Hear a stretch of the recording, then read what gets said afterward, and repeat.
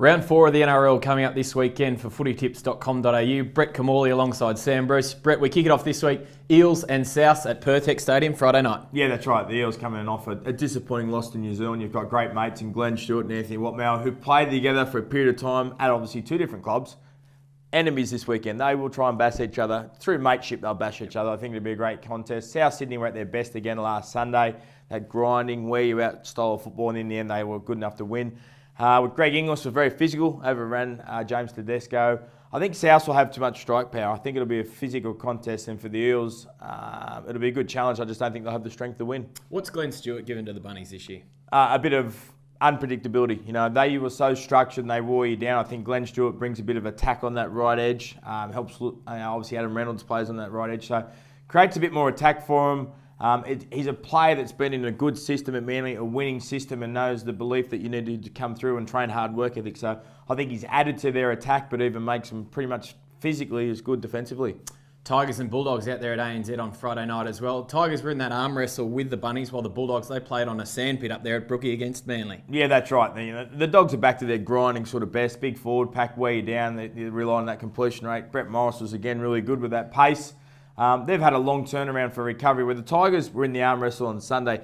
The more you're in the arm wrestle and you make your own mistakes, the more you learn how to win big games. And the Tigers, new coach, new style of football, will get the experience from that. The only thing that will probably affect the Tigers, physicality, because this weekend's game will be another arm wrestle, grinding arm wrestle, is maybe the short turnaround, but I think the Tigers will learn and hopefully get an upset victory. Knights and Panthers up there at Hunter Stadium, 3 o'clock Saturday afternoon. Knights are 3 from 3, while the Panthers, they had that tight loss to the Roosters there on Monday night. Yeah, I think Panthers are still going great. They're a very good attacking side. They play that ad-lib football, float things around, and it's hard to build a defensive game plan against you not sure where they're going to go. I think the Penrith side will respond. They obviously had no Jamie Soward last week, and they just flowed on. It was okay. So the Newcastle, 3 from 3.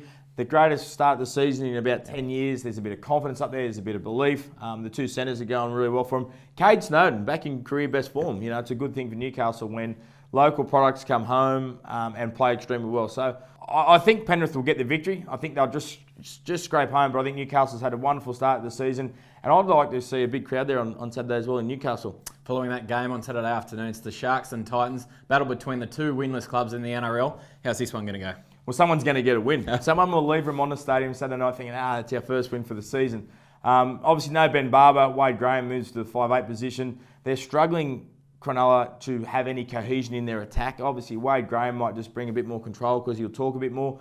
I think they needed to move Ben Barber out of 5'8 anyway, so this is an opportunity to do that. The Titans, I thought they were very good and very unlucky the other night against Newcastle. Obviously, they got the players back from the drug suspension. Kane Elgey will come into the side, make his debut for the NRL. He's a Holden Cup Player of the Year there a few years ago. No Daniel Mortimer, and Daniel Mortimer probably cost him the game the other day. So I think this is a good reward for Kane Elgey. I think the Titans will sneak home and create an upset, and I think the Sharks will stay winless for the year. Not good news for Sharkies fans. The Dragons and Sea Eagles, 7:30 down there at Wynn Stadium, Wollongong. My Dragons are on the board. On the board by default. I wouldn't say there was anything good in their performance last week. The first 40 minutes against the Raiders were absolutely horrible. Obviously, they probably got a spray, and there was a little bit of pride spoken about in the second half. Canberra lost a just about unlosable game. They were extremely poor in the second half. So, default, they get a victory. For Manly, they get Kieran Foran back. They get Jamie Lyon back. They've got that toughness in their football side already. They bring in the class in the football side. I think they'll be way too good for the Dragons. Warriors and Broncos on Sunday afternoon, Mount Smart Stadium. Two teams travelling pretty well. Yeah, both teams were really good last week. I still thought the Warriors' second half against Parra were a chance of losing the unlosable game. Sam Tompkins is out. Lolohea will play fullback. I think he's an outstanding talent. I'd like to see Sean Johnson take a bit more control of the ball. Forwards battle in this game is going to be outstanding. The Warriors forwards are really starting to stand up. Luluwaya, dummy half's going good. And the Broncos thrashed the Cowboys last week. There's a bit of excitement back in their camp. The forwards went well. I thought Anthony Milford last week started to show some touches of class. I thought he had a bit of timing, was better. He played a bit of footy, and I think the more he gets into the game, the better they're going to go. I'm going to tip the Warriors purely because it's just in New Zealand. I read this week that Sam Thaida's got 6 weeks to secure himself a contract extension. Is that a bit harsh on the veteran back rower? No, it gets to a period of your career where everyone gets put on notice. He is struggling. He certainly got dropped early in the year. Wayne Bennett's got to go back there and rebuild the culture. Maybe there is time for the old to move out and the new to come in. We'll know in 6 weeks by how Sam Thaiday plays whether his ability to play a couple of years longer is still there or whether his career is sort of finished at Brisbane. Roosters and Raiders on there at Allianz Stadium on Sunday afternoon. Blake Ferguson facing his former club for the first time. Yeah, obviously there'll be a bit of motivation there. He's come out the last few days and apologised to the Raiders fans about how he treated them and what he did wrong down there in Canberra. I think he brings enormous X factor to the Roosters. I think he's a player that can win games on his own. You saw him last week score some wonderful tries. I think Mitchell Pearce is the form halfback in the competition. Big physical forward pack. They're getting that arrogance back that they probably had when they were winning the competition. The Raiders, well, they were okay the first 40 last week. They were absolutely horrible the second 40. Ricky's sort of whirled the axe. There'll be a bit of pride there, but I think the Roosters probably put a fair score on them on Sunday.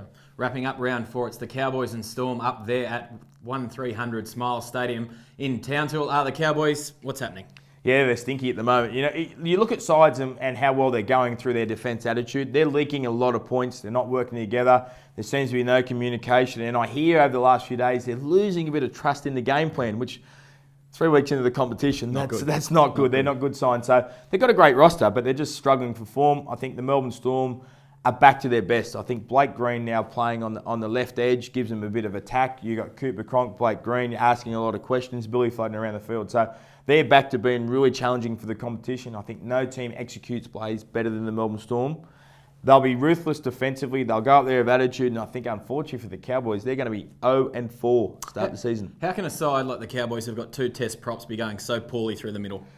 Well, obviously you've got 2 props. They've got no threat at dummy half. So a lot of times even the good sides will cut defensive plans and they'll say, okay, dummy half's not going to run, or if he does run, there's not much of a threat there anyway. So they just go straight from mark in the defensive line and challenge those forwards. They don't even ball play the forwards either, so it simplifies what they're doing. Okay.